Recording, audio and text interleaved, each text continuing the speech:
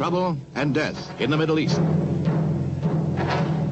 Fighting erupted quickly when Syrians allegedly fired on Israeli farmers operating tractors. Israel used tanks, mortars, and aircraft to counterattack. Israeli Premier Levi Eshkol said, friendly foreign powers will understand the situation.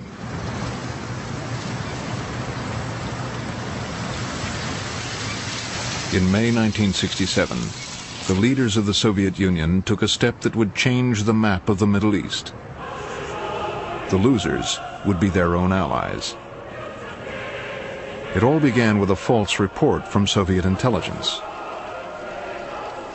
Anwar Sadat, Speaker of the Egyptian Parliament, was in Moscow for talks with Soviet Prime Minister Kosygin. It was a routine trip. Egypt was now firmly in the Soviet camp.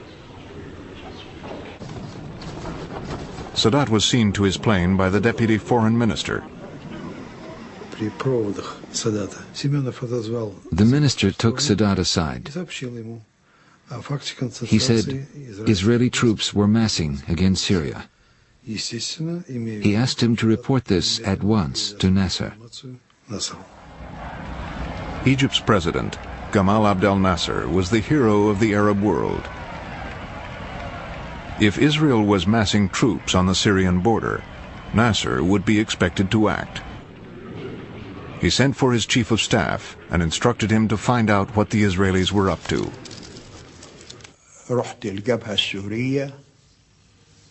I went to the border between Syria and Israel. I found nothing unusual. So I asked to see the latest aerial photos of the border area. They showed me photos from the previous day and the day before that. I studied them, but I still found nothing. The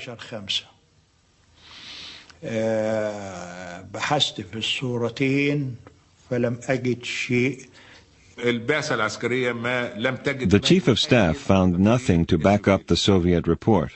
But then the Soviet ambassador came back to us. He said Soviet intelligence had reconfirmed their report. Israeli troops really were massing on the Syrian border, and the situation was very dangerous. Soviet diplomats spread the alarm throughout the region, even in Israel, as the Prime Minister and his wife soon found out. It was 2:30 in the morning. A secretary came in looking sleepy. He said, "The Soviet ambassador is down in the lobby. He's all dressed up, very formal, and he insists on seeing the Prime Minister right now." I said to Eshkol, "Let's receive him in our pajamas."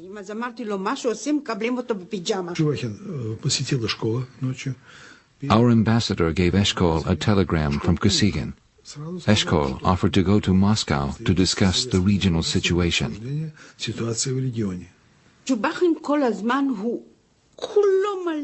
The ambassador was angry. He said, "You are massing your troops in the north." Eshkol said, "We can go there now. We can go together to the Golan border. You'll see we haven't mobilized anything." The Soviet ambassador said, "No." At that time, Soviet leaders believed that America was on the run in Vietnam.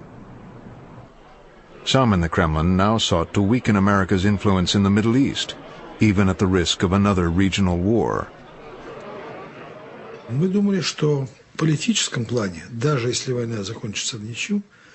We believed a war could bring us political gains. Even a stalemate could bring us benefits. Egypt had our backing, both political and military. We thought their forces would demonstrate the benefits of Soviet support.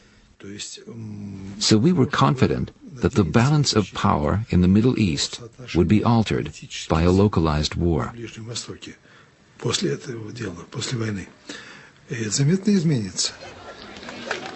In Cairo, Nasser had put his armed forces on alert the moment he received the Soviet report. If Moscow's plan was to provoke a war, it seemed to be working.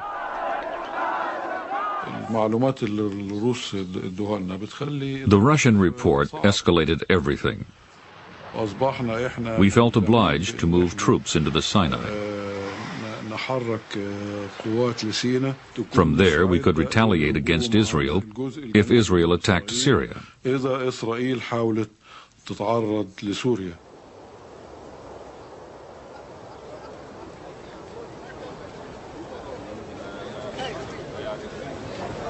Abdul Nasser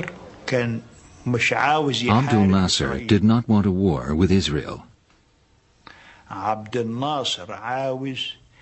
Abdul Nasser was thinking of his image in the Arab world. So he put on a show of strength using the armed forces. Marshal Amir wanted to attack Israel right away.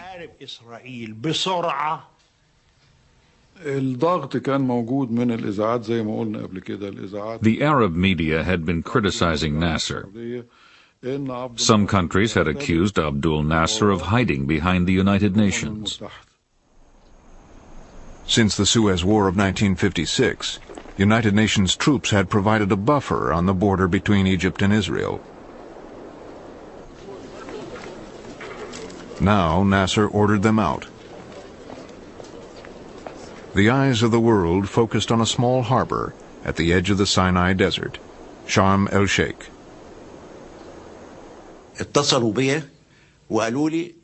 Headquarters wanted to expel the UN troops from Sharm el-Sheikh. I told them, if we do that, Egyptian troops will have to take over at Sharm el-Sheikh. We will then be obliged to close the Straits of Tiran. That will mean war. A blockade at the Straits of Tiran by Egypt could lead to war, because the straits at the foot of the Gulf of Aqaba controlled Israel's only trade route to the eastern half of the world. Nasser, in the name of Arab solidarity, was going on the offensive.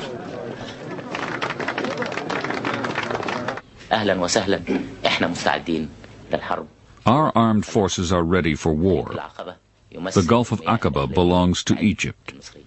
There is no way that we will allow Israeli ships to pass through. The Jews are threatening war. We tell them hello and welcome. We are ready for war. But there is no way we will give up our rights to the Gulf of Aqaba.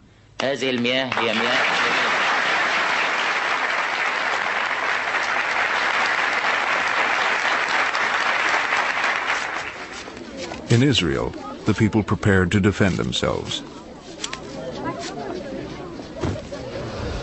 Their prime minister, Levi Eshkol, summoned his cabinet and military commanders.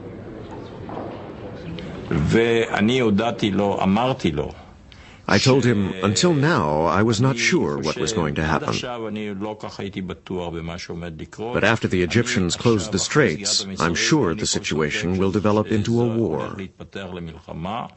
The straits are a casus belli for us, and I told him firmly that this will be their end. This will be their grave. We commanders told him, we have no choice. We have to mobilize. We have to launch an attack within 72 hours. If we give the Egyptians more time, they will pack the Sinai with more and more divisions. The generals saw Israel becoming increasingly vulnerable. The Chief of Staff, General Rabin, was very worried. He smokes a great number of cigarettes, and he ate nearly all the nuts and raisins in the little basket there. And he was very worried not because he doubted the result of the war, but because we were really very unprepared for war. Rabin asked Abba Eban for a diplomatic solution. Rabin had said we were really not prepared for war. And second, there should still be some attempt to avoid it by exercising warnings and pressures upon the Egyptians. And then Mr. Eshkol sent me a note saying, what are you doing?